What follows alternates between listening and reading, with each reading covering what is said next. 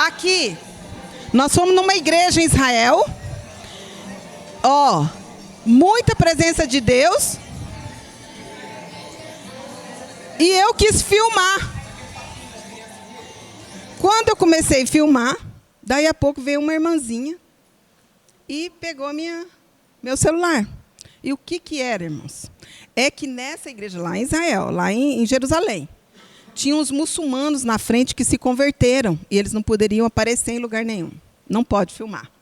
Aí ela deixou só eu trazer porque não apareceu eles. Mas tinha assim, olha, tinha acho que uns 8 muçulmanos. Eu fiquei imaginando o que era aquilo. Que se converteram e estavam reunindo ali. Tá? Mas e eu também não tenho muita paciência com praia, não. Mas lá em casa o pessoal gosta muito. Mas assim, eu penso que a gente precisa estar imerso ao mover do Senhor, sabe? Imerso. Então, se vai para o Rio de Janeiro, é uma sugestão, tá, queridos? E vai esquentar a bunda na praia, aproveita e vê lá. O que você pode ver lá que você vai conseguir ver o mover do Senhor, a história, alguma coisa assim. Eu acho isso muito válido. Fortalece a gente, fortalece muito.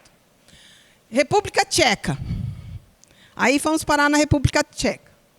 Aqui é a praça. O que nós viemos fazer na República Tcheca? Nós viemos aqui ver a história desse camarada abençoado aqui.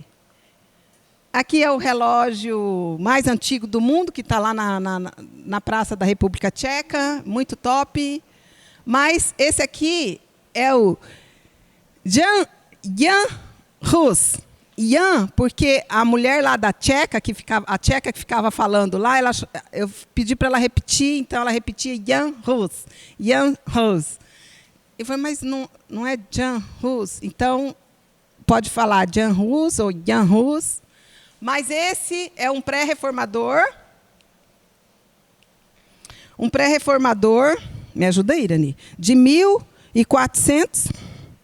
Pré-reformador significa antes de Lutero. 1400. Jan Hus veio de uma família de camponeses, era pobre, e começou a estudar o sacerdócio para ter uma relevância, melhorar de vida, enfim. E ali estudando, ele foi fazendo mestrado, doutorado, se tornou reitor da faculdade ali de Praga. E também com os escritos de Wycliffe, ele começou, tipo, com as igrejas católicas, abolir, não, como é que fala? Eliminar as práticas romanas e aplicar a Bíblia. Então, aquelas práticas romanas que tinha da venda de indulgências, a Igreja Católica com todo aquele senhorio, aquele papado, as riquezas, e ele começou a discordar daquilo, a comunhão é para todos, enfim, até que o Papa instituiu lá que ia cobrar mais indulgências, porque tinha uma cruzada para fazer, e aí o Jan Hus falou não, e bateu firme o pé, enfim, foi queimado na fogueira. Mais um, né? Então, 1415. Quando ele foi queimado na fogueira, colocaram os livros dele em praça pública, tá? Fizeram a fogueira, ele falou o seguinte, ele falou, vocês vão queimar um ganso magro, aqui, mas daqui 100 anos, o cisne vai cantar. E, segundo os historiadores, ele estava apontando para Lutero. 100 anos depois, chega Lutero e aplica as 95 teses dessa reforma. Então, nós viemos aqui ver essas pedras aqui, segundo a historiadora, é daquela época, umas pedras muito grandes, antigas, assim, e aí entra para um local de reunião, aonde, segundo ela, existiu a igrejinha onde Jan Hus pregava, para os pobres ali, e todo o local lá tem os quadros mostrando toda a história dele, inclusive quando ele foi queimado na fogueira, chegar aqui quando ele foi levado diante do Papa e ele falou que não ia cobrar indulgências e tal. E o Papa falou, você abre mão daquilo que você está pregando aí para as pessoas. Ele falou, não abro mão, e por isso ele foi queimado. Colocaram nele um chapéu de burro, cheio de demônios, está tudo lá nos painéis em volta. Enfim, 1415. Está aí a faculdade, né? E aqui os mochileiros, ó, gente, aqui tudo mochila aqui, tá, gente? Ó o mochileiro aqui, ó. Vocês estão vendo? Então, esses meninos eram muito antenados. A gente era um metrô aqui, para correr de um lado para o outro. Irani, fala mais de John Hus aí. É só apertar o para frente que você vai para frente. É minha paixão. Ai, meu Deus. Essa aqui é uma casa chamada Jesus House. É na Alemanha, pertinho ali da República Tcheca. Jesus House, nós estamos na terra dos moravianos, que nós vamos estudar no avivamento. Essa casa, esses quartinhos aqui, eles alugam e a gente pode pernoitar lá. Custa em torno de 18 euros, dá uns 100 reais. Banheiro comunitário, refeitório comunitário, mais um quartinho bem simplesinho, mas bem limpinho. Aqui é fora da casa, aqui era um quartinho ali com um banquinho e tinha uma pia. Muito bacana. Na terra dos moravianos. Agora, olha bem. Dentro dessa casa, tem isso. Cadê o som? Como é que a gente põe o som aqui? Dentro daquela casa, que é tipo um hotel.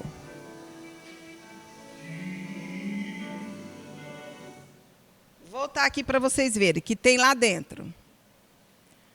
Eles têm 24 horas de adoração. O tempo todo.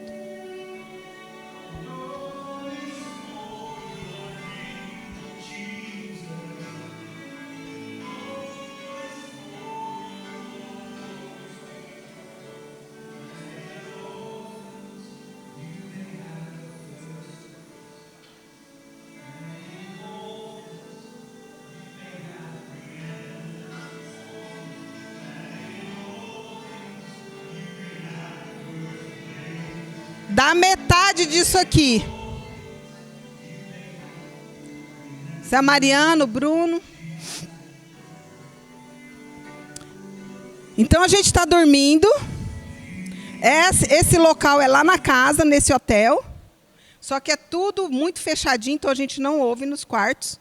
Mas você pode acordar 3 horas da manhã, 5 horas da manhã, meio-dia, e você chega nesse local ali, naquele hotel, naquela casa, e tem adoração e oração 24 horas.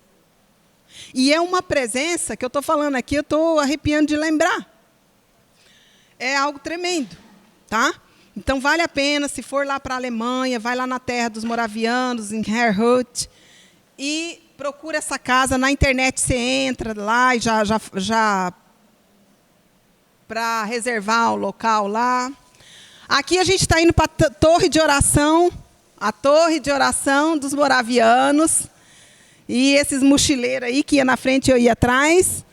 Torre de oração. Os moravianos, data de 1700, por aí.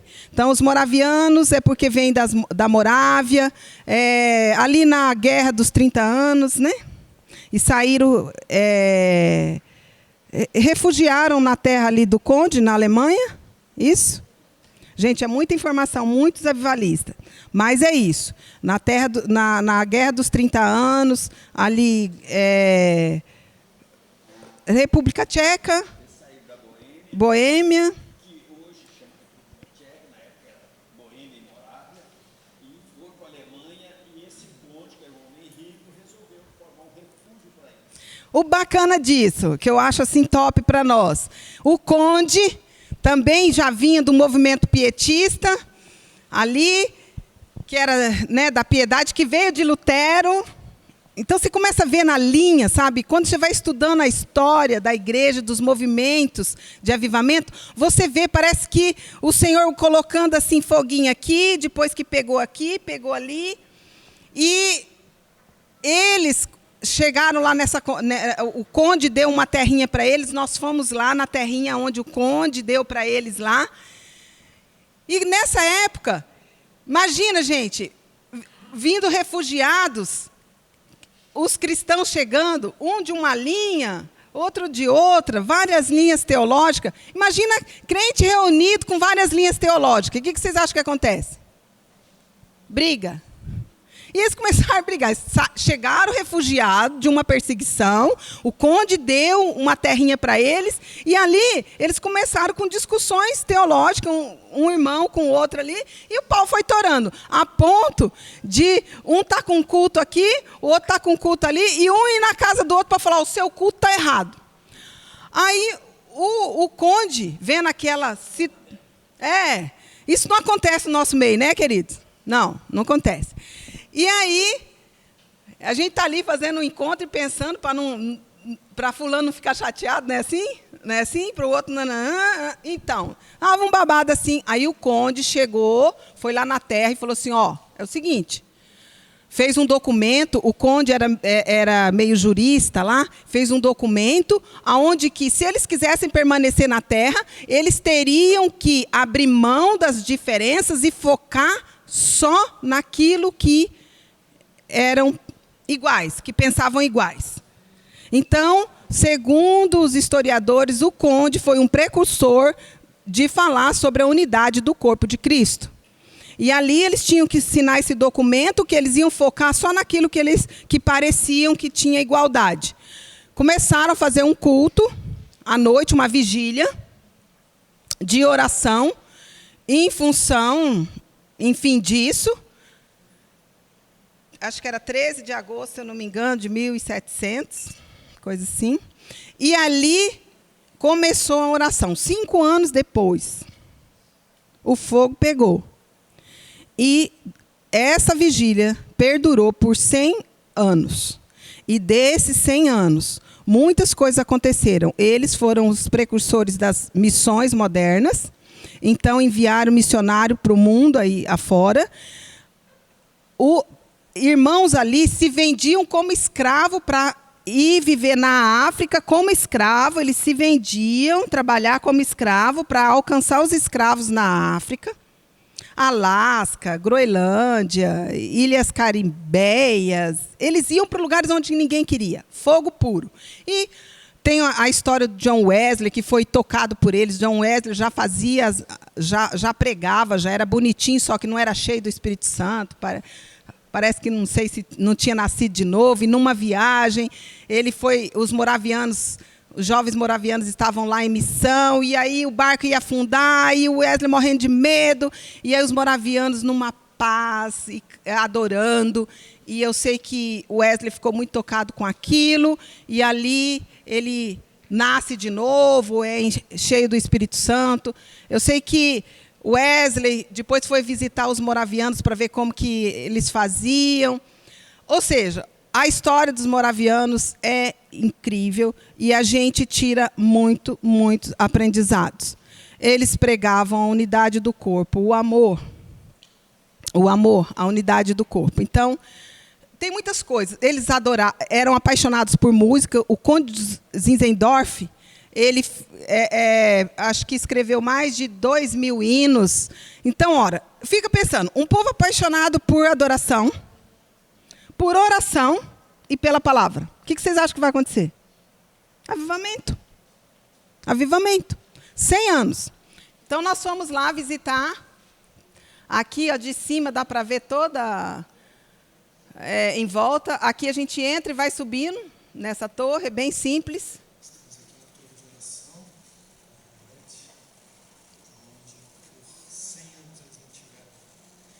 Aqui é o cemitério deles, embaixo.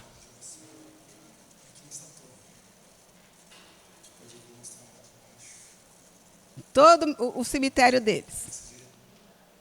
Aqui é na frente da casa Jesus House, é uma livrariazinha que ela é que fica com a chave da torre e limpa a torre, sustenta a torre. Essa livraria aqui, ó, bem pequenininha. Aqui a estátua do Zinzendorf. Aqui, gente, aqui foi muito forte para mim, porque nós encontramos um amigo, um colega do Bruno, que ele encontrou no avião, foi um negócio de Deus lá, e era um homem de Deus. Ah, não dá nem para... Enfim, ele levou a gente num lugar onde as pessoas não costumam ir, que é aonde começou as reuniões de oração, lá na Vila da Vila. Na Vila da Vila ele levou. Tem a Vila de Herrhut e tem onde tudo começou. E ele levou a gente nessas duas casas aqui, que inclusive ele comprou, que o Senhor falou para ele, compra, reforma para receber os meus refugiados. Ele não sabe o que vai acontecer, ele não sabe, ele está em obediência ao Senhor, pagou caro, vai reformar isso aqui, e foi aqui que começou tudo. Essa casa está bonitinha assim. Isso aqui é um pé de maçã, lá perto da casa. Aqui embaixo está tudo deteriorado, bem acabado mesmo. 1700. É bem acabado, mas ele vai reformar, enfim. Então, isso é a história dos moravianos, e a gente já vai concluir aqui com a queridinha... Cadê aqui? Aqui, gente, o lugar mais lindo que eu já fui. Haarlem, na Holanda. Holanda encostadinho. Gente, a gente fala assim, né? Eu fui em 6 países, mas era tudo encostadinho. Tá? Bem rapidinho, como se fosse daqui em Vilhena. Haarlem, Holanda. O que nós fomos fazer lá? Mariana leu um livro, Refúgio Secreto, aonde falava de uma mulher incrível, Corrie ten Boom. Corrie ten Boom. A cidade é regada por um riozinho, que é cheio de barquinhos, as pessoas passeiam nesses barquinhos, andam nesses barquinhos. Praticamente a gente não vê carro, é cheio de bicicletas. Eles não viabilizam, não incentivam a andar de carro ali. O estacionamento é caríssimo, é para andar de bicicleta mesmo. As bicicletas são incríveis, tudo na bicicleta. Você vê doutor, enfim, juiz, tudo andando de bicicleta, muito pouco carro. E isso aqui é uma bicicleta que leva criança, gente. Então, as mães só saem com essas bicicletas aqui, ó. Deixa eu ver. Ó, aqui é cinto de segurança, ó. As crianças vão aqui com cinto de segurança, tá vendo? É as coisas mais lindas e, assim, é lindo. É a Holanda, é a terra das flores, é tudo muito, muito lindo. E Haarlem é a casa da Corrie. A Corrie morava aqui com os pais e a Corrie foi considerada a rainha, tem o título de rainha da Holanda. Deixa eu ver se eu acho ela aqui, ao livro. Eles fizeram muitas fotos, eu não sei tirar foto não, mas eles fizeram muitas fotos porque eles mexem com jovens lá em Blumenau, então eles estavam motivando os jovens. Tá, essa aqui é a Corrie. Já velhinha, morreu com 91 anos, ela está naquela casa dela que eu mostrei. O que aconteceu com a Corrie? Na época do nazismo, da Segunda Guerra, os pais da Corrie, mais o pai, Caspen, abrigou muitas famílias de judeus que estavam fugindo, né, do campo de concentração. Então, holandeses que receberam esses refugiados. O pai... 10 dias após ser preso, faleceu. Ficou a Corrie. Por isso que a Corrie, ela conta toda a história. Então, o pai era um relojoeiro, ali de Haarlem, só que apaixonado por Israel. Só que o que eu achei interessante, que eu descobri ali, que eu não sabia, era que o avô da Core, que era o pai de Caspen, 1800, quando Israel ainda não estava espalhado. Olha aí, Israel juntou em 1948. Ele é datado de 1800. Isso era a historiadora contando lá dentro da casinha. Eu fiquei assim, o pai, o avô da Core, quando Israel nem estava ali, era ali pela Palestina, estava espalhado pelo mundo, lendo uma Bíblia, saltou o Salmo 122, onde o Senhor falava ali, ore pela paz de Israel. Ele disse que ele foi tomado por aquele versículo e começou a orar pela paz de Israel. E ali ele começou a fazer reuniões de oração, tipo célula, gente. Nós estamos falando antes de Israel ser juntado ali e voltar para Israel.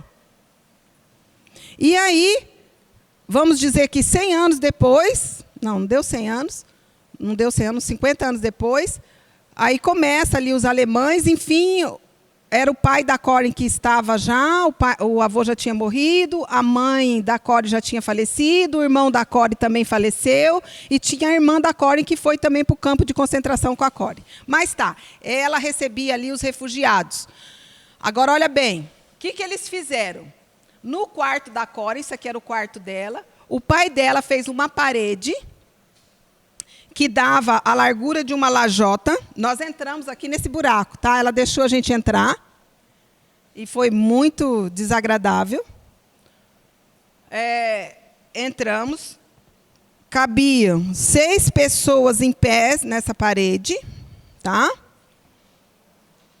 O máximo que poderia, quando eles davam conta, era de sentar assim, em fileirinha, lá dentro. Eles entravam por aqui, ó, por esse buraco do armário. Esse buraco foi feito só para a gente ver, mas os judeus entravam por aqui, ficavam escondidos aqui, dos alemães. A história é linda, você lê Refúgio Secreto, você fica, a fé vai lá em cima. E tinha uns balde onde eles faziam cocô, xixi, ali as necessidades. Passava por aqui, e a Core ia lá, jogava, e eles ficavam lá em pé, porque os soldados começaram a bater ali em volta, e meio desconfiados que tinha acontecendo alguma coisa naquela casa. Eles conseguiram, aquela casa virou assim, tipo, os refugiados chegavam ali, e a Core dava um jeito de colocar eles em outro refúgio, em outro lugar, ficou uma casa meio que onde eles passavam. Mas sempre tinha família ali disputando esse lugarzinho aqui. Escondido, escondido. Quando os alemães subiam para revistar a casa, eles batiam nas paredes para ver se tinha alguma parede oca. Então, essa parede era parede de verdade, uma parede grossa pra caramba, para não dar eco. E a Core conta muitos detalhes, e ela diz que um dos momentos que foi muito difícil para ela é que nessa família, que eles uma vez esconderam aqui, tinha uma senhorinha, uma vozinha, que tinha bronquite asmático, e a chiadeira do peito dava para ouvir. Diz que de lá de cima ouvia aqui embaixo. E aí os alemães, quando os alemães foram chegando, se enfiaram tudo aqui, fechou lá tudo bonitinho, e aí diz que ela lá da cozinha, ela começou a orar e pedir para Deus, Senhor, cura a senhora fulano de tal agora, porque ela conseguia ouvir o chiado. Eles vão descobrir. E o Senhor curou a velhinha. A hora. Enfim, foram denunciados, foram para o campo de concentração. O pai não chegou aí. O pai, depois de preso, ele ficou preso num lugar lá. O pai teve um derrame. Só que falaram para o pai assim, o pai da Core, se você deixar de abrigar eles, se você deixar de ser ponte para esses judeus, está livre você e sua família. E aí ele disse essa frase, Core repete no livro, que ele disse assim, que seria um privilégio ele e a família dele ser morto por essa causa, abrigando o povo de Deus. Era um privilégio morrer assim. Então ele não abriu mão, Core ficou, a Betsy, que era a irmã dela, morreu no campo de concentração, a Core foi tirada por engano, 10 dias depois que ela saiu do campo de concentração, por engano. As mulheres que estavam lá morreram todas na câmara de gás. Todas. Então, a Core era para ter entrado nessa. Durante o tempo que elas ficaram no campo de concentração, houve uma conversão em massa dessas mulheres. Foi tremendo. Elas brigavam muito, discutiam muito, ela conta lá, por causa que era frio, e brigando, acho que pelo rato morto, enfim, para comer, alguma coisa assim. E ali, ela e a Betsy, a irmã, pregaram naquele lugar, e as mulheres aceitaram Jesus, e foi um grande mover ali. Então, a alegria da Corey é que essas mulheres foram para o Senhor. Passaram ali, eles contam de 800 famílias pela família Timbum. Ela recebeu condecoração de Israel, tem uma árvore plantada na frente do museu lá em Israel, em Jerusalém, que foi a Corey que plantou. Ela viajou para mais de 60 países pregando. E o que ela pregava? Perdão. Amor e perdão de Deus. Era o que ela pregava. Que o Senhor ama quem a gente não ama. O Senhor restaura quem a gente não quer que restaura. Então, é muito forte o testemunho da Corey. E ela disse que um dos dias que ela estava pregando sobre perdão, quando ela terminou de pregar, disse que chegou um senhor para ela e chegou um senhor e pediu perdão para ela. Eu vim aqui porque eu quero te pedir perdão. E ela tinha pregado sobre perdão. Daí ela olhou para ele, aí ele falou assim, eu sou... E aí ele era um dos guardas que torturou ela e a irmã ali. E ela tinha um xodó com a Betsy muito grande. Ela disse que a Betsy era muito mais espiritual que ela. E aí ela disse que quando esse homem, esse soldado alemão ali pedindo perdão para ela disse que na hora ela não teve condições de perdoar. E aí ela pediu para Deus, me ajuda, porque eu não estou dando conta.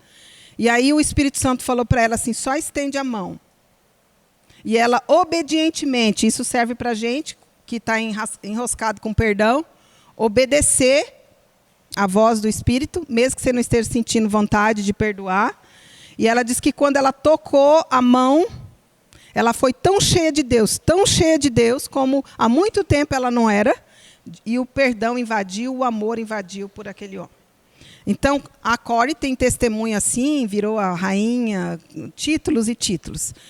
Ela, depois que ela saiu do campo de concentração, ela montou casas onde ela acolhia pessoas especiais, crianças especiais, enfim. Ela ajudou holandeses depois dessa guerra, porque holandeses que trabalharam para Hitler, depois eles foram discriminados pela Holanda, e ela foi lá e acolheu essas pessoas. Entende, irmãos? Ela acolheu os holandeses considerados traidores. Ela acolheu pessoas que não tinham valor para a sociedade. Ou seja, ela viveu intensamente esse amor. E estar nessa casa foi muito forte para nós. Tinha um lugarzinho na casa, no chão, assim, que eles escondiam uns passes onde eles compravam alimentos. Na época, né, para o pessoal, só podia comprar se quem tivesse uns valezinhos. E a Corey precisava de muitos valezinhos para segurar aquele povo todo que estava passando por ali. E era pelo CPF, então não tinha. Como é que ela ia no mercado? Só tinha o dela e do pai. Não, o pai já tinha falecido. E ela disse que chegou num holandês que trabalhava para os alemães, distribuindo os tickets. E foi pedir os tickets. E ela tinha conseguido 5 para comprar no mercado, para 5 pessoas. Diz que quando ela chegou nesse homem, ele perguntou quantos? E ela ia falar 5, porque ela só tinha CPF de 5. E aí ela falou 100. E ela disse que quando falou 100, o holandês olhou para ela e concedeu 100 tickets.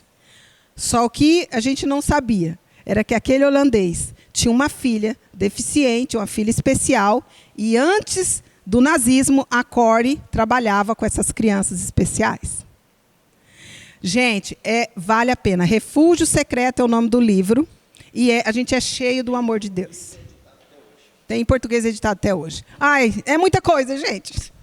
Quando ela for dar o curso de avivamento, ela vai falar sobre tudo isso aqui, entendeu? Eu dei 15 minutos para ela, já foi 1h30.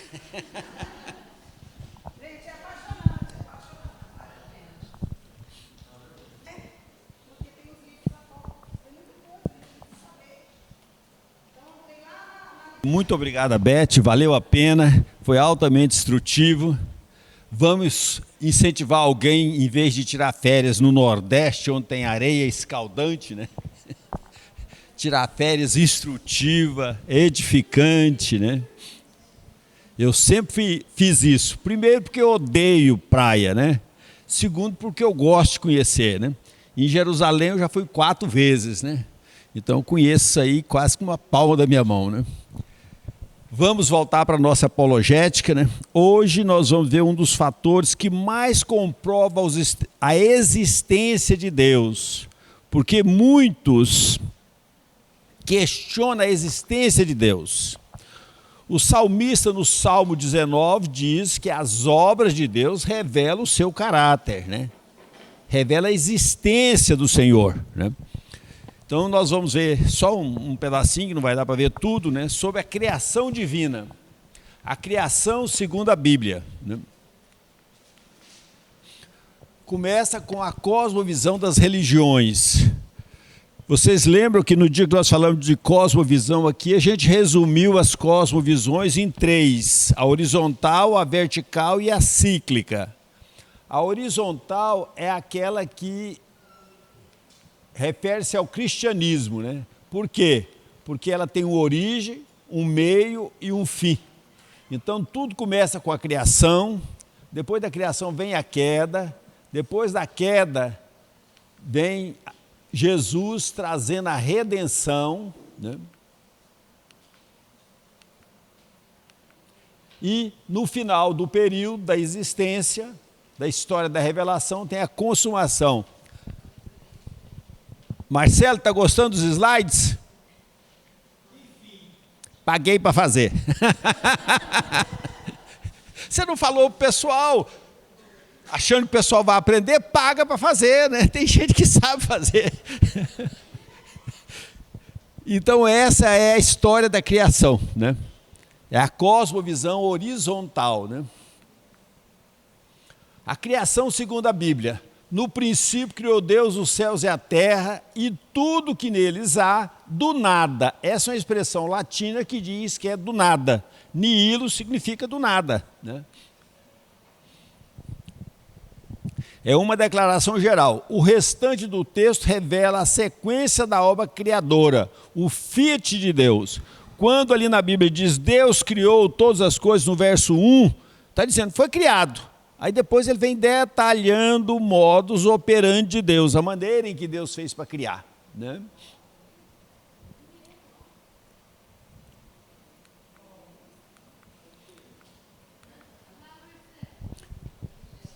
Então a criação ela é feita em 2 fases. No princípio cria Deus todas as coisas, cria do nada, é a declaração geral, é o fiat divino. E depois nós temos as 2 fases. Fase 1, primeiro dia, Deus cria a luz. Segundo dia, cria o firmamento e as águas. Terceiro dia, cria a terra seca. A fase 2, ele habita, ele dá utilidade para essas coisas criadas. 4 dias, cria os luzeiros, o sol, a lua, as estrelas, todos os astros. 5º dia, cria aves e peixes, sempre um relacionado com o outro. Se aqui criou o firmamento, aqui cria os habitantes do firmamento. 6º dia, cria as criaturas da terra, inclusive o ser humano. Então há correspondência entre a primeira fase e a segunda fase. E no sábado ele descansa, né? Tem uma piada que diz que a razão do homem ser preguiçoso é que ele foi criado no 6º dia. No dia seguinte ele queria trabalhar. Não, hoje é dia de descanso, não é dia de trabalhar não. Aí ele acostumou, né? Sempre sem trabalhar. Então, nesse primeiro instante é criado o universo, espaço, massa, tempo. Pôde haver registro da história, porque enquanto não havia isso, não tinha como registrar a história. Então, a coisa que é criada no primeiro dia, a luz.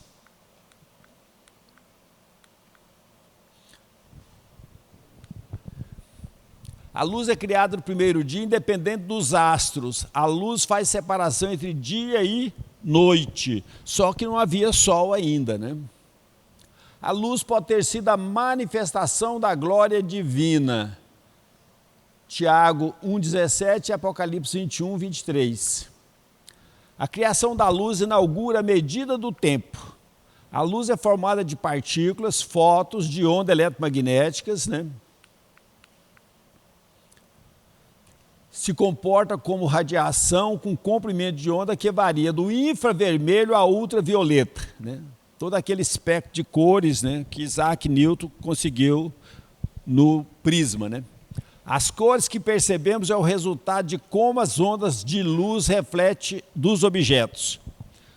Por que vocês estão vendo essa camisa um pouco azulada, essa calça um pouco marrom, essa Bíblia rosa, essa blusa vermelha, essa branca? Por que vocês estão vendo essa distinção de cores?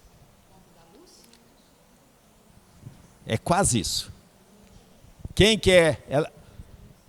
Ela diz que é por causa da luz. Quem quer especificar mais?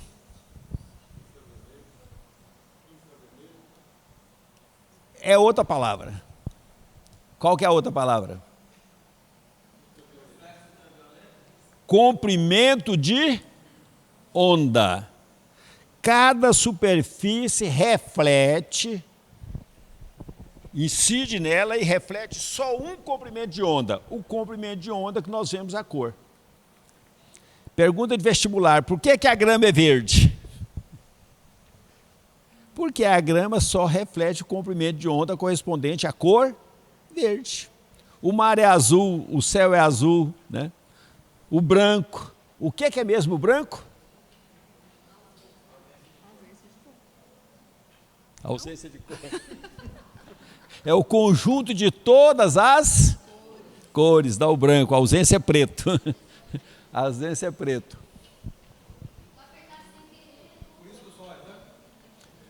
Não, o sol não é branco. Não. O sol a gente vê de cor amarelada. Então ele reflete o comprimento de onda correspondente ao amarelado, né? Nas trevas não tem luz. Por isso que trevas, preto, é a ausência de luz. Não tem comprimento de onda. O branco é o conjunto de todos os comprimentos de onda, né?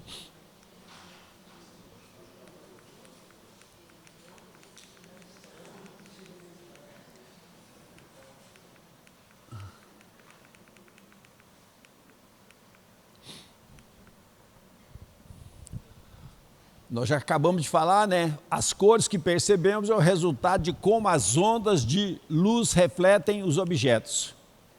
As ondas da luz, diferente das ondas de som, podem viajar no vácuo, por isso podemos ver as estrelas. Se as estrelas fizessem barulho, o som não chegaria a nós porque tem vácuo nesse intervalo, né? Mas a luz nós podemos vê-la porque a luz viaja no vácuo.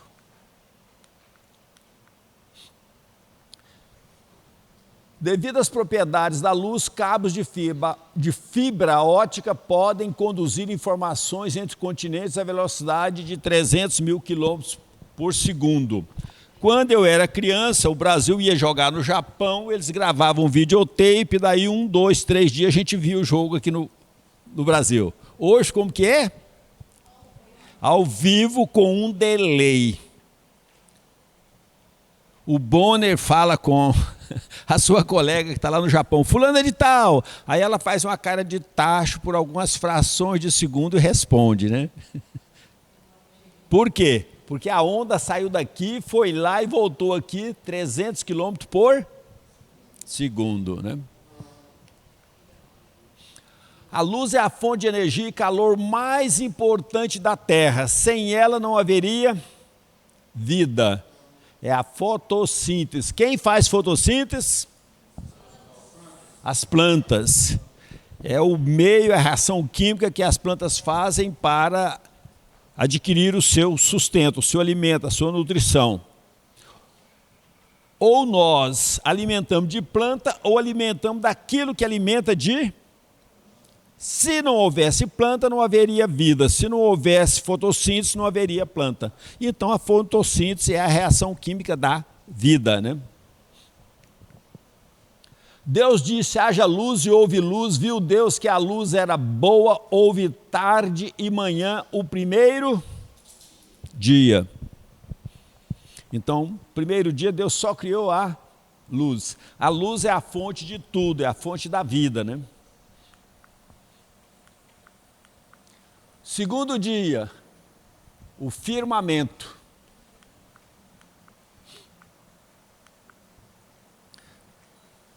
Deus criou o firmamento, isso é a atmosfera respirável da Terra. Por que eu coloquei a atmosfera respirável da Terra?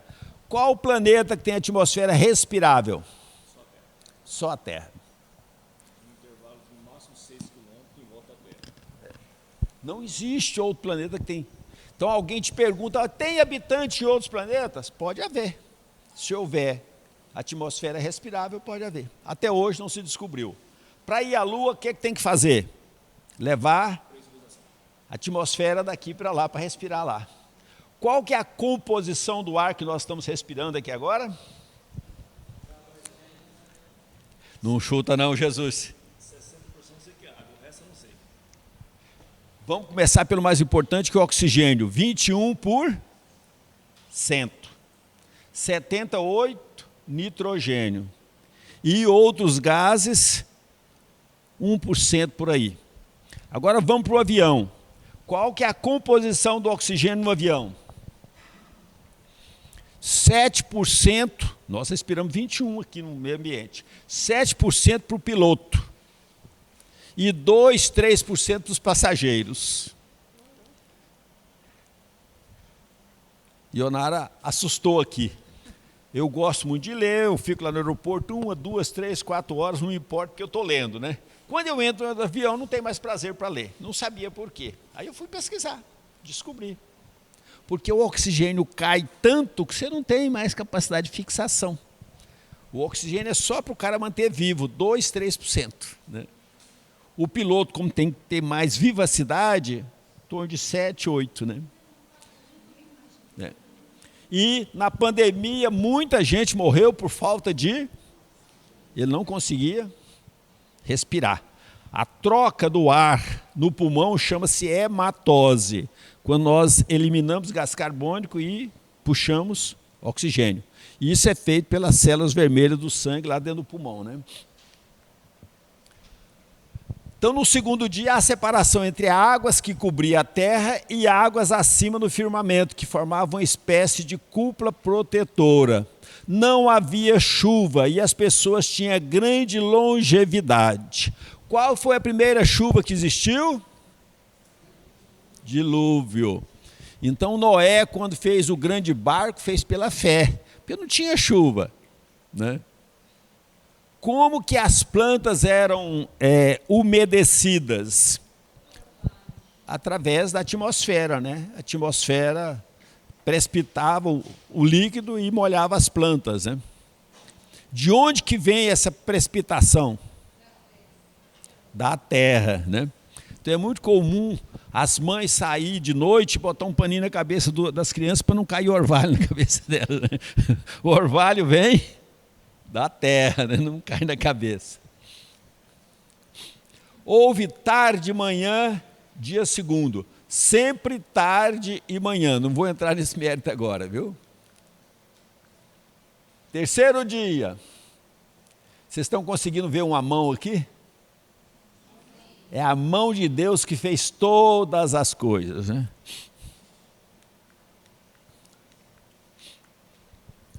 Houve separação entre a porção seca, a qual chamou terra, e o ajuntamento das águas, que chamou mares. Está registrado lá em Jó 38, né? Crê-se que os continentes atuais surgiram após o dilúvio. Gênesis 7:11. Antes era Pangeia, isso aqui era um bloco só. Aí, com o dilúvio, aquela quantidade de águas fez essa separação, né? Por que se pensa assim? Quando os descobridores chegaram na América, viram pessoas semelhantes a eles, pensaram, não é gente, é algum tipo de animal, né? Não deve ter alma. Aí mataram, né, nativos à beça, né? Chamou o índio porque achava que estavam chegando nas Índias, por isso os chamou de índios, né? Até hoje, né, se chama de índio porque pensava que estava chegando à Índia. Aí depois os descobridores, muito danadinhos, começou a cruzar com as fêmeas e nascia gente. Quando cruza e nasce, são espécies diferentes ou a mesma espécie? A mesma espécie. Porque se cruza jumento com égua, que são espécies diferentes, o ser que nasce, o burro, é estéril. E o ser que nascia do cruzamento dos descobridores com os nativos eram férteis. Então é a mesma espécie. Se era a mesma espécie, e a espécie foi criada lá no Jardim do Éden, né? E tinha eles aqui, como que é que eles vieram para cá? Não tinha navios para fazer a travessia dos oceanos? Então daí que é a teoria, que era a Pangeia, que era um bloco só, com o dilúvio, os que estavam de cá ficaram. Né? E quando os descobridores chegavam nos novos países, aqui, tanto na América como na Austrália, Nova Zelândia, todos já tinham habitantes. Né? Então, por isso que crê que foi obra do dilúvio. Disse Deus, produz a terra ervas que deem sementes e árvores frutíferas que deem fruto, segundo a sua. Eu botei de negrito, porque no livro do Gênesis está escrito 10. Quem que é o grupo que vai falar para nós sobre darwinismo? Grave isso aqui que eu vou cobrar, viu? Segundo a sua espécie. Está lá na palavra de Deus, desde a criação do mundo, né? 10 vezes, segundo a sua espécie. O que determina a espécie? Deus viu que foi bom, terceiro dia. O que determina uma espécie? O número de cromossomos. Quantos são os cromossomos do ser humano? E muita gente com sono.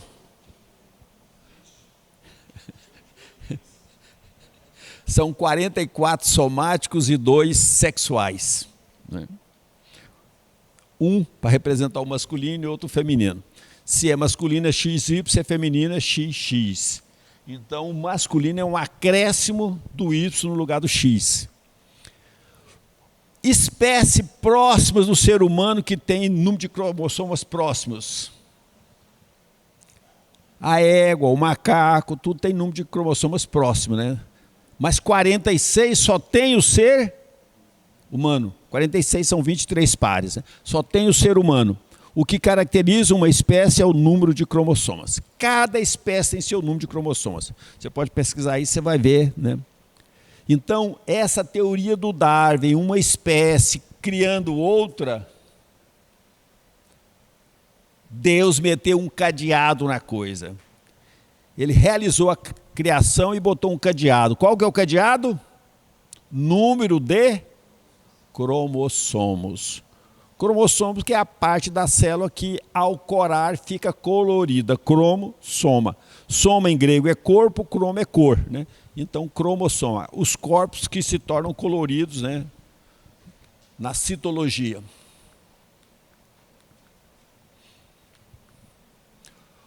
Está aí já, né? O número de cromossomos determina. Uma das maravilhas da criação é a variedade na maneira como reproduzem, fecundação e polinização. O que é isso? Fecundação e polinização.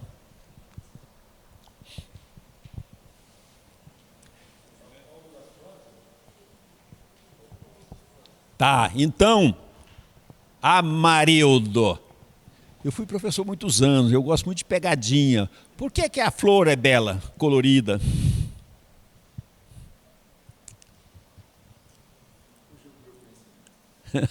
Quem quer ajudar o Amarildo?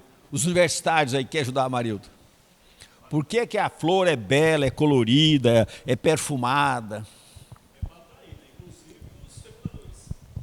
Justamente, a flor é bela com esse propósito, né? Para atrair os insetos, as abelhas, mariposas e outros insetos, para captar o pólen de uma flor e levar para... Porque tem flores masculinas e flores femininas. As flores masculinas produzem, né,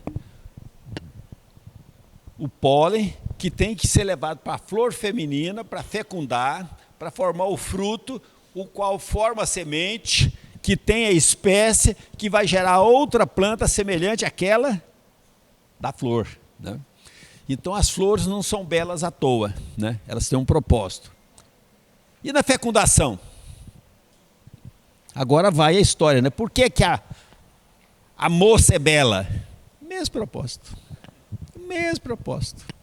Para o bestão trabalhar como louco, morrer 10 anos antes, né? Para sustentar a prole, né? É o mesmo propósito. Exatamente, né? O Casa tem uma expressão que eu adoro. Se Deus fez uma coisa mais bela, mais maravilhosa do que a mulher, Ele deixou lá no céu. Porque aqui na terra não tem. E aí também está a explicação por que o homem morre 10 anos mais cedo que a mulher, né? Deixa tudo para o outro, né? Porque ele tem que dar o duro para manter a prole, né? Tem aí, saiu, né? Tem aí a fecundação, né? Aqui está a polinização, né? Plantas, abelhas, insetos, faz a polinização, né? Pega os pólens da flor masculina e leva para a flor feminina para formar o fruto, né? E a fecundação é o mesmo processo, né? Mesma coisa. Em biologia, a procriação é um fenômeno biológico, né? No mundo social é um romantismo, né? Uma paixão louca, né? Tudo isso resulta em fecundação, né? Manutenção da espécie, né? Cientista do Massachusetts Institute of Technology em Stanford admite que o Big Bang só pode ser compreendido como um milagre. Por que um milagre? Porque é uma massa gigantesca que explodiu e formou todo o universo. Primeiro, quem formou a massa gigantesca? Quem foi lá meter o estupim para ela explodir? Hoje o Big Bang é uma das comprovações da presença de Deus. Nós vamos ver 8 evidências da existência de Deus numa aula futura, né? Estamos adiantando hoje a criação, né? É uma delas, né? Se eu botar esse apontador aqui, daqui 100 anos, se ninguém mexer, aonde estará esse apontador? Aqui. Então, como que essa massa explodiu? Alguém foi lá botar uma espoleta nela para explodir. Quem criou essa massa? Quem fabricou essa grande massa para formar o universo? Mas a ciência para aqui no Big Bang. Tudo começou com o Big Bang, pronto, para aí. Como o catolicismo para na Sexta-feira Santa, né? Vocês sabem que no catolicismo não tem ressurreição, né? Tudo para na Sexta-feira Santa, né? Sábado é sábado de aleluia, bagunça e acabou e pronto, né? A nossa fé vai até domingo com a ressurreição, né? Acabou, Maria?